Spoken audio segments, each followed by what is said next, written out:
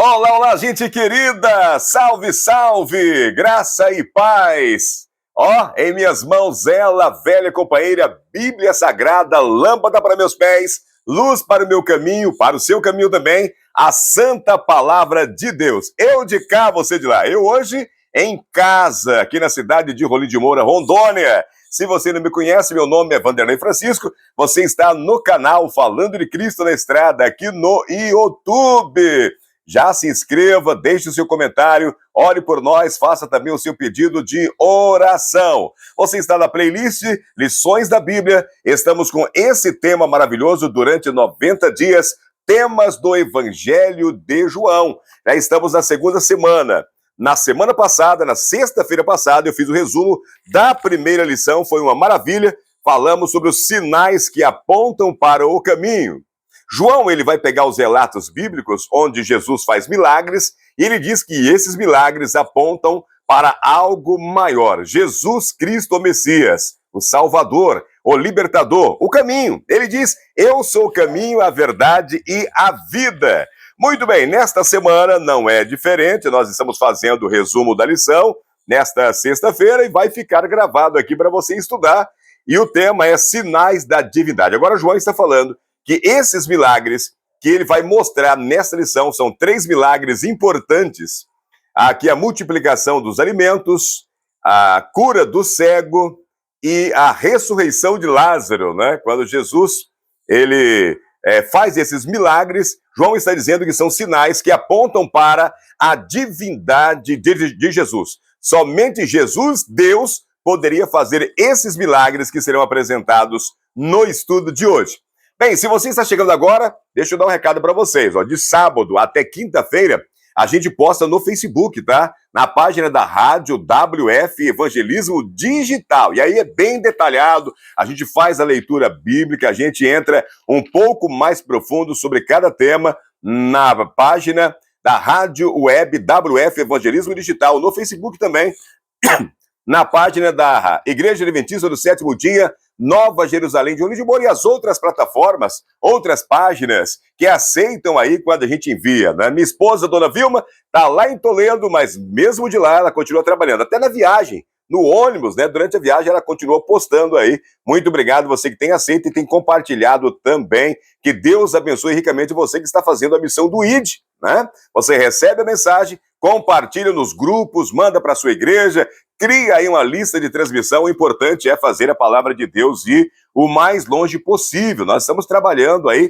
temas importantes que ajudam, né, as pessoas a encontrarem o caminho verdadeiro que é Jesus Cristo.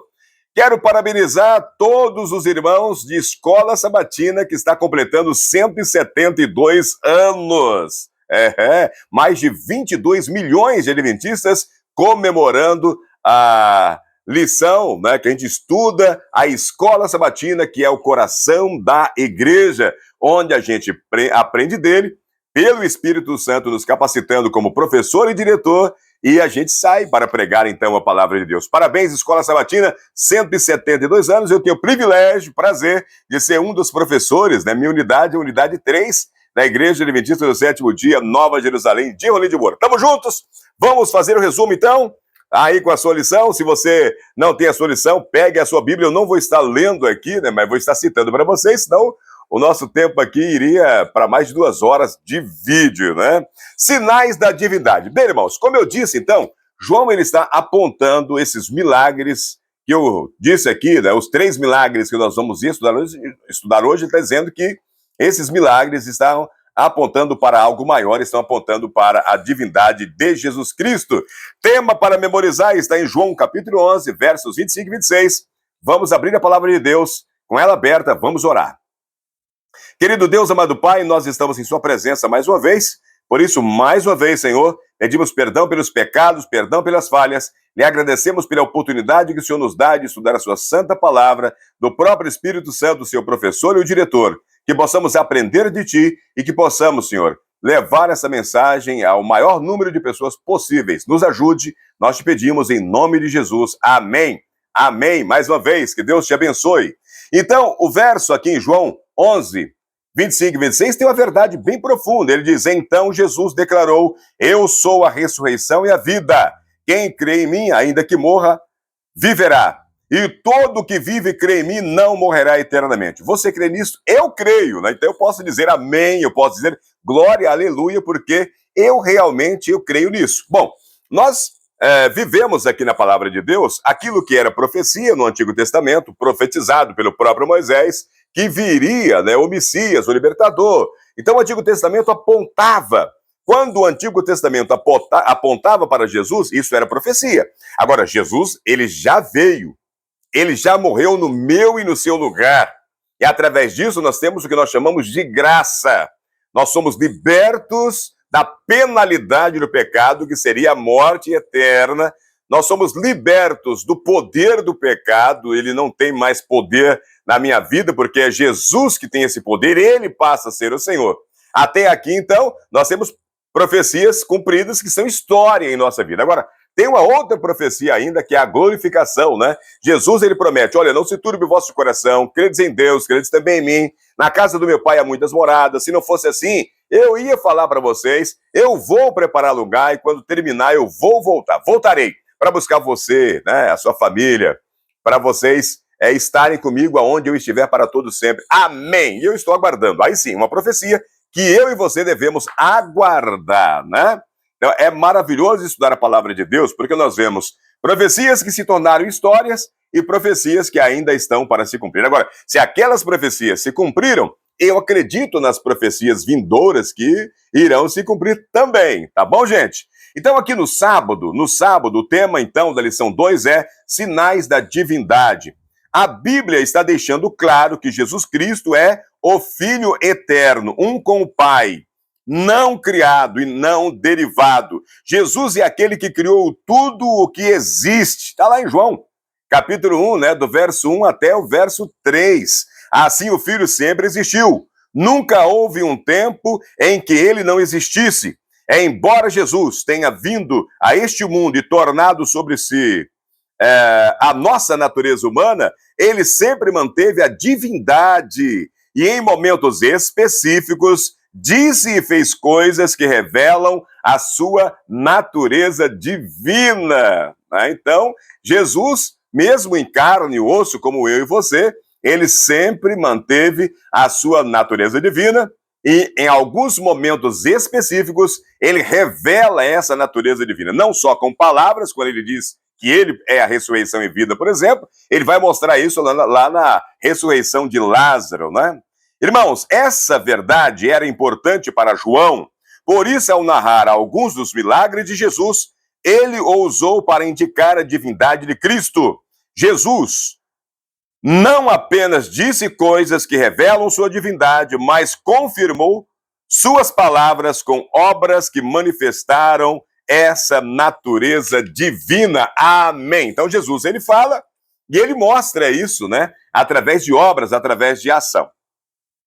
No domingo nós falamos então sobre o milagre do alimento para 5.000 pessoas. João, ele coloca isso aqui, o autor traz na memória o que aconteceu aqui, né, já no sábado, mostrando que Jesus é o Criador, Jesus, ele é o mantenedor, ele tem essa, mesmo estando aqui na forma humana, ele tem essa natureza divina, ele estava com Deus, ele é o Verbo, né? Ele estava na criação, tudo que foi feito através dele, sem ele nada teria sido feito. O Verbo encarnado que está no meio de nós, o Verbo que é o próprio Deus, João já dá esse destaque. Então, já o povo que tinha conhecimento ali, que conhecia João, né? Pois é, já era para ter entendido isso. Então, João vem escrevendo agora para uma segunda geração, e essa segunda geração não tinha contato direto com Cristo, não conversou com Jesus Cristo, não viu a morte, não viu a ressurreição de Cristo, os apóstolos todos já tinham morrido, ele era o último apóstolo vivo e ele precisava agora reforçar a fé dessa segunda geração, e eu e você também, né, que não tivemos contato direto, nós podemos reforçar a nossa fé através dos relatos de João, dizendo, olha, não só em palavras, mas em obras, Jesus mostra que ele é Deus. Para isso, então, eu vou lá em Deuteronômio, capítulo 18, verso 15. Lá tem uma profecia dita por Moisés, porque Moisés era uma pessoa importante para eles, né? Estava muito fresco na memória deles tudo que Moisés fez. Era a Bíblia que eles conheciam, os escritos de Moisés. Em Deuteronômio capítulo 18, verso 15, diz: o Senhor, seu Deus, levantará um profeta do meio de seus irmãos israelitas. Deem ouvido a ele. Então eles aguardavam esse profeta, e agora esse profeta, ele estava no meio deles, né? Então o milagre dos 5.000 alimentos, ali em João capítulo 6, começa, né? E verso 4 e verso 5, por exemplo, o apóstolo destaca que o milagre da multiplicação de pães e peixes ocorreu perto da Páscoa. Era uma data importante, né? Era a festa que comemorava a libertação do povo de Israel do Egito. O Cordeiro Pascual substituiu a morte do primogênito. Lembra lá, né, o que aconteceu? A praga que iria matar todos os primogênitos, e Deus pede então para Moisés avisar o povo: olha, mata o cordeiro, pega o sangue, passa sobre os umbrais da casa, o anjo da morte vai passar. E a casa que tiver ali com sangue espargido nos umbrais, o anjo da morte vai passar por cima. Isso significa Páscoa, passar por cima, não vai atingir, né? Pois é. Então, esse sacrifício simbolizava a morte de Jesus por nós. Na cruz, o castigo que merecíamos por causa dos nossos pecados recaiu sobre Jesus. Ele, Jesus, é a nossa Páscoa. Ele, Jesus, morreu em nosso lugar. Isso é um destaque aqui para João, né? E também lá em 1 Coríntios, capítulo 5, verso 7, Paulo escreve, né, que Jesus, ele é o Cordeiro, né? Cordeiro Pascual, ok? Então, irmãos, a primeira pergunta é que paralelos existem entre Jesus e Moisés. Isto é, o que Jesus fez que deveria ter lembrado ao povo a libertação que seus antepassados haviam recebido pelo ministério de Moisés. Nós vemos aí em João, capítulo 6, do verso 1 até o verso 14, João trazendo isso à memória deles, né? Então você tem ali, o milagre aconteceu na época da Páscoa, Jesus e Moisés subiram no monte, ambos alimentaram as pessoas, né? Aqui tem a multiplicação dos pães, lá caiu o maná do céu, né? Agora lembra que esse milagre do maná caindo do céu, um milagre ali que eles viam através de Moisés, era o próprio Jesus, Deus, operando esse milagre. É por isso que João dá esse destaque aí no capítulo 1. Nós temos também ele dizendo que Jesus era um profeta semelhante a Moisés, que Moisés havia dito que esse profeta seria levantado no meio deles. Agora, uma observação importante que eu coloquei é que todos os milagres, todos os sinais realizados no Antigo Testamento, né, quem operou esses milagres através, por exemplo, de Moisés, foi o próprio Jesus. Jesus Cristo, Deus, né, operou esses milagres, tá? Tomando água aqui, irmãos, porque tá muito quente, tá? Então, irmãos, vários detalhes dessa história colocam Jesus em paralelo com Moisés no Êxodo, né? Eles conheciam o Antigo Testamento, toda a história. Para eles, Moisés era um libertador. A época da Páscoa aponta para a grande libertação do Egito. Jesus subiu ao monte, assim como Moisés subiu também ali no Monte Sinai. A multiplicação dos pais, lembrando ali o maná, né?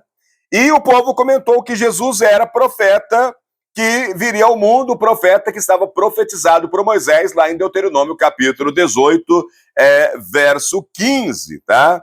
Era um profeta semelhante a Moisés, predito aí em Deuteronômio. O povo, então, começava a entender, começava a aceitar. E qual é o foco, então, aqui do milagre do alimento para 5.000 pessoas? Assim, João descreve Jesus não apenas fazendo sinais e maravilhas, mas sinais e maravilhas que, em seu contexto, deveria ter sido um significado especial para o povo judeu. Cristo estava apontando, em essência, para a sua própria divindade, né? Jesus Cristo, o pão da vida. Jesus Cristo que fez o milagre no Êxodo, o milagre do maná, alimentando toda aquela multidão por 40 anos, agora alimentar mais de 5.000 homens aqui, acho que entre homens e mulheres, a multidão era maior, né? Só os homens foram contados, era fichinha, né? Era brincadeira, né? Jesus usar aqui a divindade, né, para fazer essa multiplicação aqui, era coisa pequena para aquele que alimentou o povo durante 40 anos lá no Êxodo. E que continua alimentando a mim e a você também, porque tudo pertence a Ele, né? Tudo pertence a Ele. Nós somos apenas mordomos de Cristo aqui na Terra. Amém? Agora, este é verdadeiramente um profeta, né? João vai continuar a história, como o povo respondeu ao milagre, como Jesus usou isso para buscar ensinar quem ele é, tá? Aqui em João 6, 14 e 15, João capítulo 6, do verso 25 ao verso 36, leia aí, né? O povo tentou fazer de Jesus rei à força, né? E Jesus, ele mostrou que é o pão da vida enviado por Deus. Então, enquanto o povo, no lugar de receber o cumprimento dessa profecia, né, que o profeta profetizado lá por Moisés estava no meio deles e era um libertador do quê? Libertador da penalidade do pecado, que era a morte eterna, do poder do pecado e lá no futuro a glorificação. Eles passaram a entender que Jesus era o libertador da opressão romana, um libertador que iria, então, devolver Israel ao status, né, de nação, de país, que o próprio Jesus seria um rei, ou indicaria um rei, né? Eles estavam ligados, queriam benefícios ali na hora, e a missão de Jesus não era essa. Jesus era libertador para libertar o ser humano da condenação do pecado, que é morte eterna, e também do poder do pecado, dando ao homem poder para resistir ao pecado quando o homem aceita Jesus como Senhor. E Jesus, então, através da sua palavra, toma posse, né, desse ser humano, habita nele, e ele tem força para resistir o poder do pecado. Só que muitas pessoas hoje ainda fazem a mesma cobrança, né, achando que Jesus tem que resolver os problemas aqui na Terra, os problemas mediáticos aqui na Terra, né? O aqui e agora. Eu preciso que Jesus resolva isso, resolva aquilo para mim, né? Quando a gente vê as coisas loucas acontecendo no mundo, nós queremos que Jesus resolva o mais rápido possível, ok? Estamos novamente confundindo a missão de Jesus. Os judeus esperavam um Messias terrestre que o libertaria da opressão do Império Romano. Duas dificuldades de uma guerra era o quê? Alimentar a tropa, né? Como é que alimentavam o exército durante muito tempo? E aí Jesus multiplica os pães. Bom, problema de alimentar a tropa está resolvido. A outra era ter médicos, enfermeiros ali, paramédicos para cuidar dos feridos. Opa, Jesus, ele dá visão ao cego, ele faz paralítico andar, fichinha, né? E se algum morrer, se algum soldado morrer? Jesus é a ressurreição e vida. Ele é capaz de dar vida novamente para a pessoa que morre. Ponto final. Vamos escolher ele rei, estamos preparados agora com Jesus aí, né, resolvendo o problema da alimentação, problema dos doentes, feridos de guerra, o problema dos mortos, né, de guerra. Então a gente pode vencer. O nosso exército com Jesus é imbatível.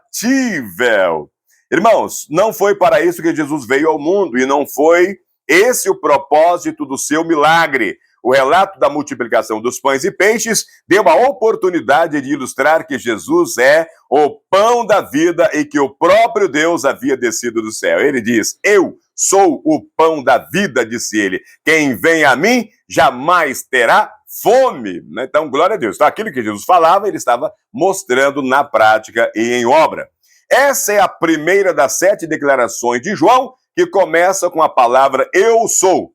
Em tais casos, essa expressão está ligada a algum predicado. O pão da vida, a luz do mundo, a porta, o bom pastor, a ressurreição e a vida, o caminho, a verdade e a vida, a videira verdadeira, né?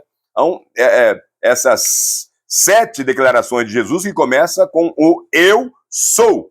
Cada uma dessas declarações apontam para uma verdade sobre Jesus. Essas declarações remetem a Êxodo capítulo 3, verso 13 a 14, em que Deus se apresentou a Moisés como o grande eu sou. Jesus Cristo é esse grande eu sou.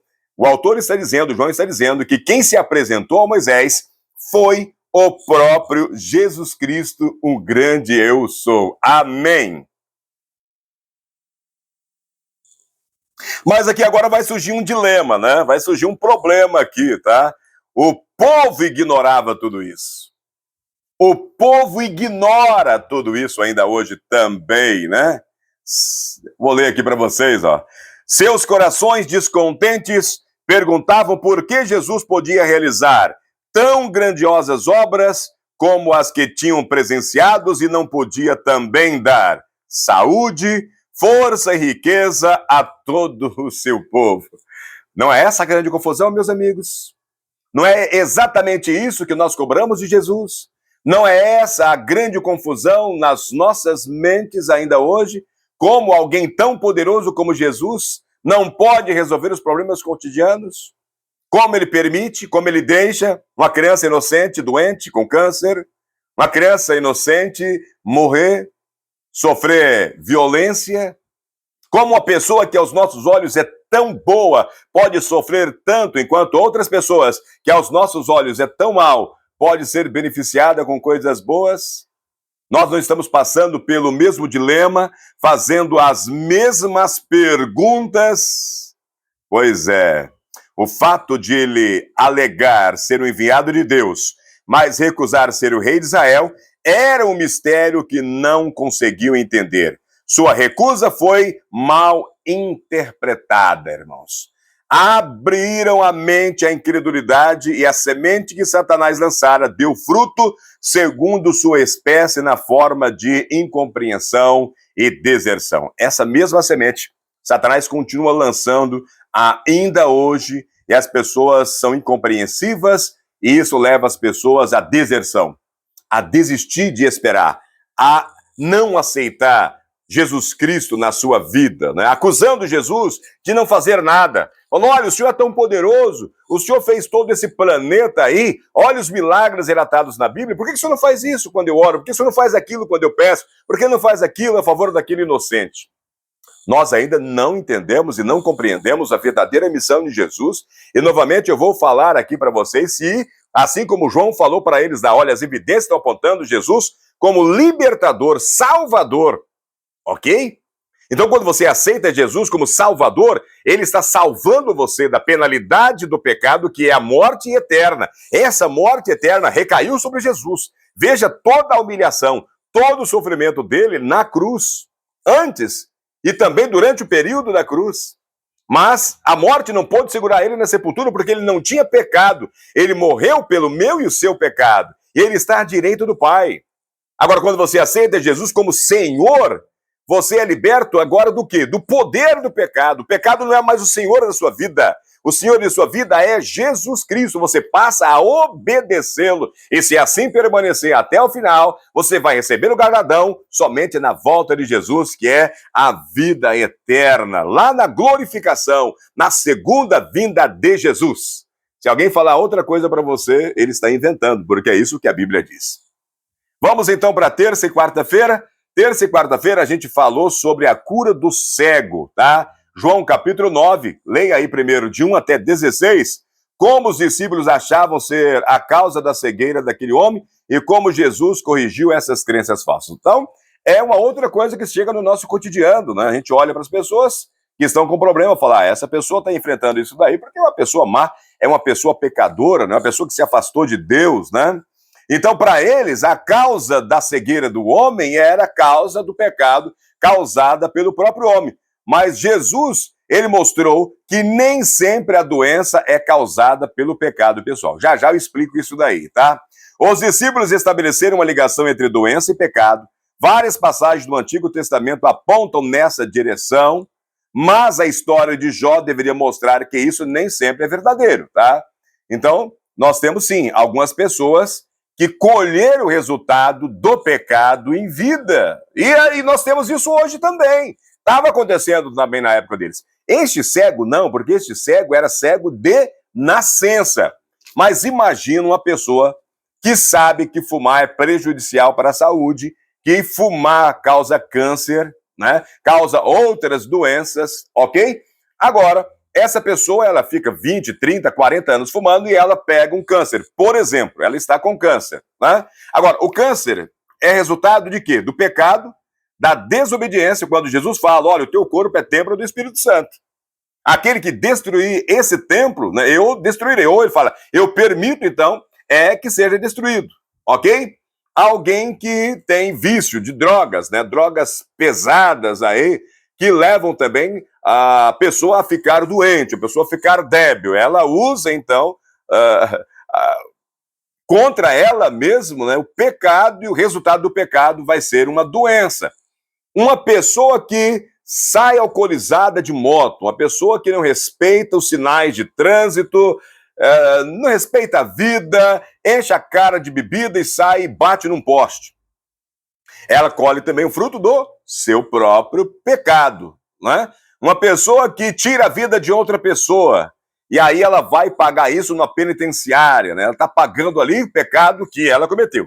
Mas, ao mesmo tempo, também, a gente vai ter aquela pessoa que, totalmente inocente, uma criança, está passando ali na beirada de uma rua, está caminhando ali na beirada de uma rua, vem essa pessoa pecadora, cheia da manguaça, cheia de cachaça e atropela essa criança. Essa criança não está pagando pelo pecado dela. Mas não, Jesus está dizendo, olha, eu não estou dizendo que as doenças não têm relação com o pecado. Tudo sim está interligado. Depois que o pecado entrou no mundo, o sofrimento também entrou no mundo. E tudo que está acontecendo, tanto com a natureza, quanto todas as doenças, a morte, tudo que acontece no mundo, o resultado, a causa do resultado é o pecado. Seja o meu, seja o seu, seja a soma dos nossos pecados, do pecado dos nossos antepassados, nos levam a colher resultados agora. Agora. A gente está vendo isso aí no meio ambiente, a gente está vendo aí nas doenças, nos acidentes, a gente está colhendo, né? A gente está colhendo isso daí, tá? Então Jesus, ele diz que não descarta, né, essas possibilidades de ser realmente as doenças, as coisas que estão acontecendo loucas no mundo aí, resultado, consequência do pecado. Mas nem sempre é pecado pessoal. No caso desse cego, não era pecado pessoal. Esse cara já nasceu cego, né? Então Jesus, ele esclarece a questão, não negando alguma ligação entre o pecado e o sofrimento, ok? Mas ele está dizendo que neste caso, e em vários outros casos, né, o resultado ali da cegueira, da paralisia da pessoa, nem sempre é pecado pessoal.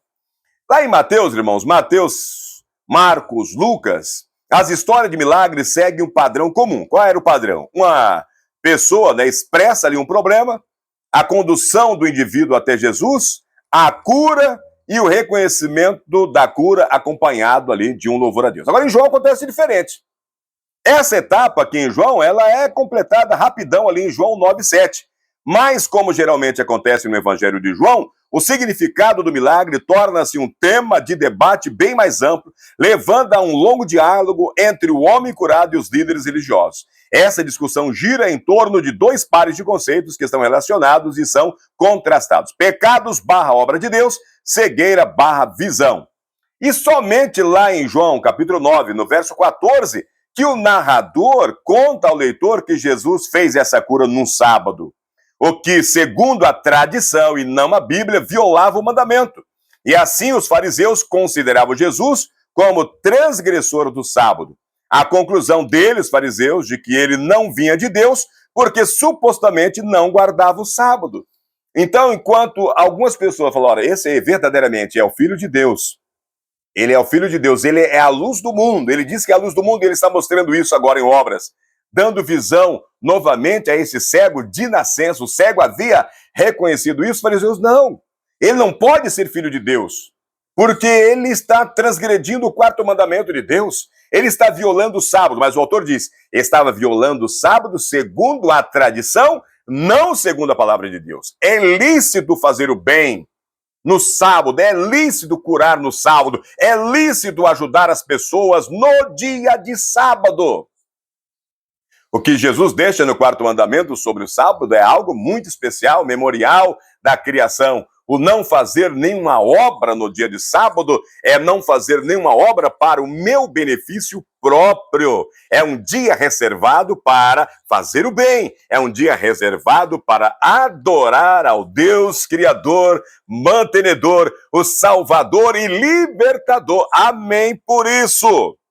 Então, irmãos, a conclusão deles, então, é que Jesus não vinha de Deus, porque ele estava violando um mandamento de Deus, mandamento que ele mesmo havia escrevido, ou um mandamento lá no Jardim do Éden, né? Antes, antecede a Moisés e depois dado ali nas duas tábuas a Moisés. Então a discussão estava longe de terminar, mas já surgia ali uma divisão. O cego ficava cada vez mais cônscio de quem era Jesus, o libertador, a luz do mundo, mas os líderes religiosos cada vez mais confusos e cegos quanto à sua verdadeira identidade. Né? Enquanto o cego, que foi beneficiado com o milagre, estava cônscio que Jesus era a luz do mundo, o Filho de Deus, os líderes espirituais estavam cada vez mais cegos, tá?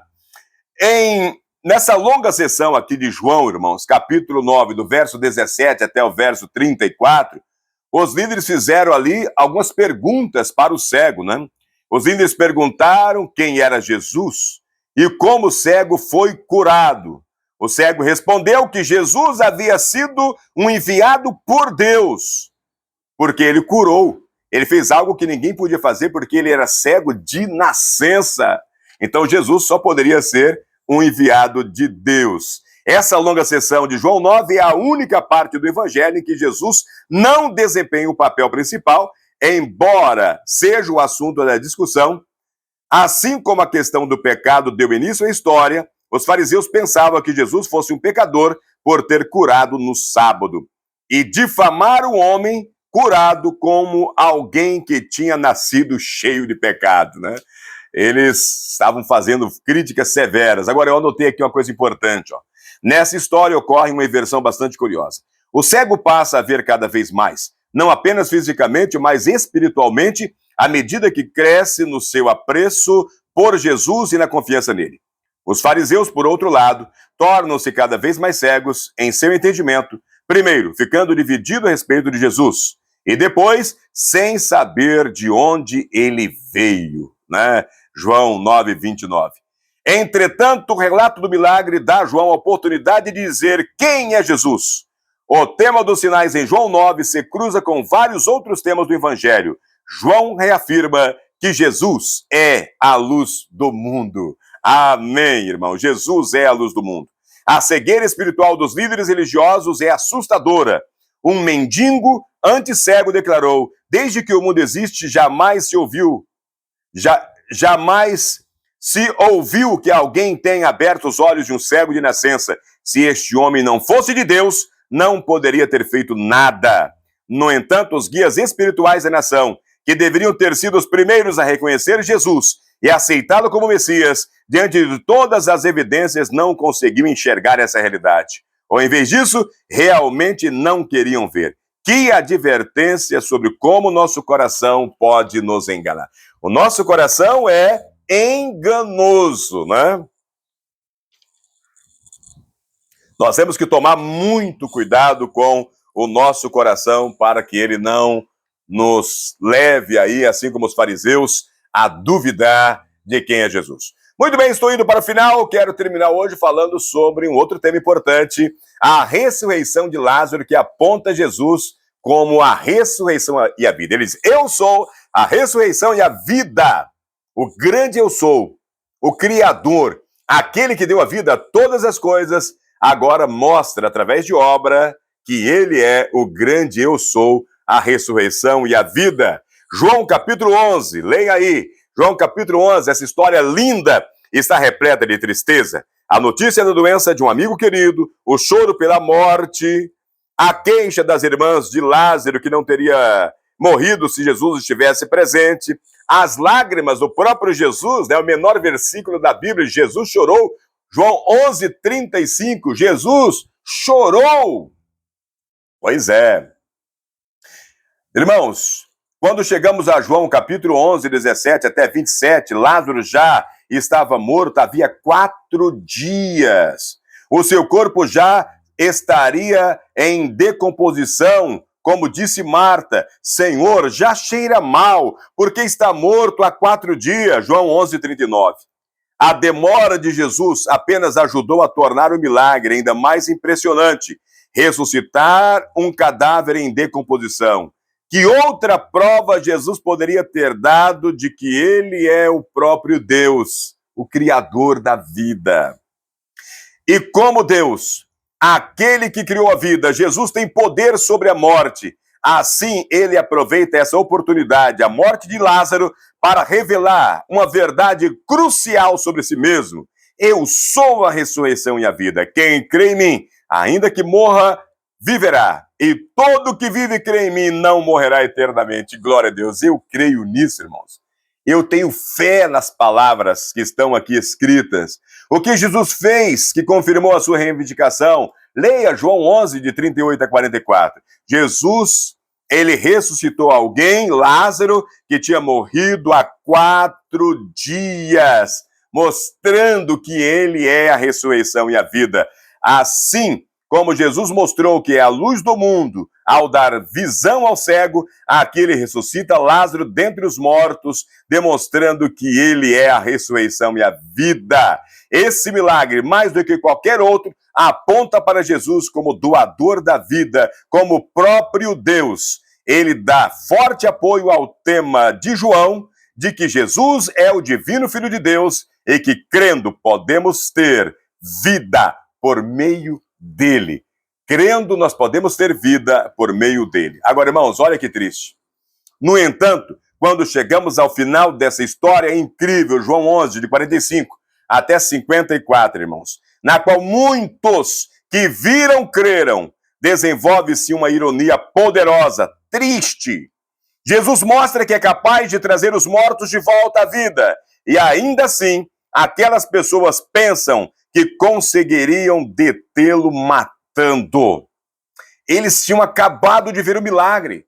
Lázaro, em decomposição, morto há 4 dias. Jesus fala, tira aí a pedra. Lázaro, venha para fora, Lázaro. Chama Lázaro e Lázaro sai, dá vida ao morto. Ressuscita Lázaro. Gente, isso é extraordinário. Que milagre é esse? E eles, então, começam a tramar a morte de Jesus e a morte de Lázaro. Que ironia!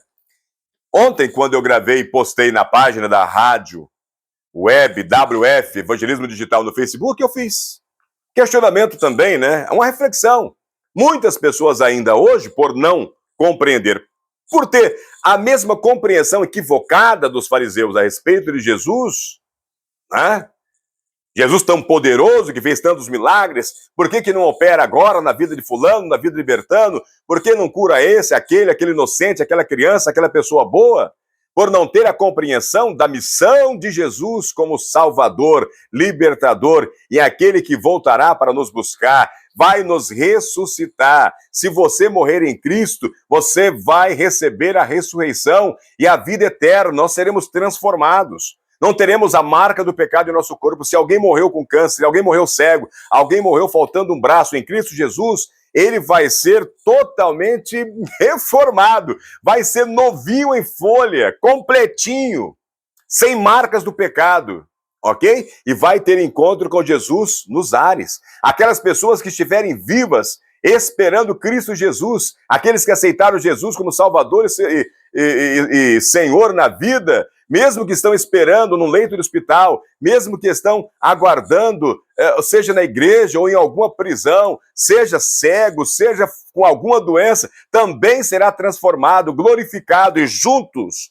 irão encontrar com Jesus no céu. Vão ficar 1000 anos no céu. Depois sim desceremos na Nova Jerusalém, aqui para a terra toda reformada, como o novo jardim do Éden. A Nova Jerusalém está prometida para mim e para você também. Essa é a missão de Jesus, é a promessa de Jesus Cristo. Então não se confunda.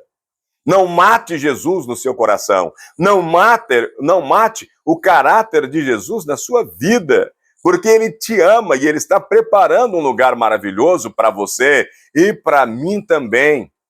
O resultado da graça e o permanecer na graça através da modificação do ser humano, nova criatura para boas obras, representando a luz de Cristo, dando sabor à vida das pessoas.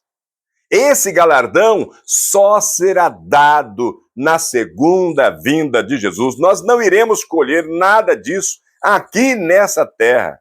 Alguns milagres acontecem, como João está apontando, para apontar para algo maior. Eu falo com a minha família agora. Talvez eles que me viram em todas as fases da minha vida, o que Cristo fez na minha vida, o que Jesus Cristo fez na vida dos meus filhos, apontam para algo maior. Eu gostaria que vocês, família, abrissem os olhos para ver os milagres que foram operados na Bíblia e os milagres que foram operados na minha vida e na vida dos meus filhos. Olhe para os milagres, estão apontando para algo maior, é um convite. Toque, toque, ei, eu estou aí, estou batendo na porta do seu coração. Se você deixar eu entrar, eu vou fazer uma mudança na sua vida, eu vou cear com você e depois você vai cear comigo. Glória, aleluia, Deus é a ressurreição e a vida. Aquele que crê não morrerá eternamente. Amém? Seremos, quando tocar a trombeta, quando Jesus chamar, nós seremos então ressuscitados e seremos então, esse grupo todo, nós iremos para o céu. Eu quero ver você lá. Pense nisso, um forte abraço e amanhã, sábado, nós estaremos, depois de meio-dia, postando então já a lição número 3. Nós vamos falar sobre a história de fundo, o prólogo. Vamos falar sobre João capítulo 1, tá? A história de fundo, o prólogo. Amanhã, sábado, onde? Na página da Rádio WF Evangelismo Digital, no Facebook. E somente na outra sexta-feira, a gente faz o grande resumo aqui no canal, falando de Cristo na estrada. Fique com Deus. Pense nisso. Forte abraço. Bom final de semana.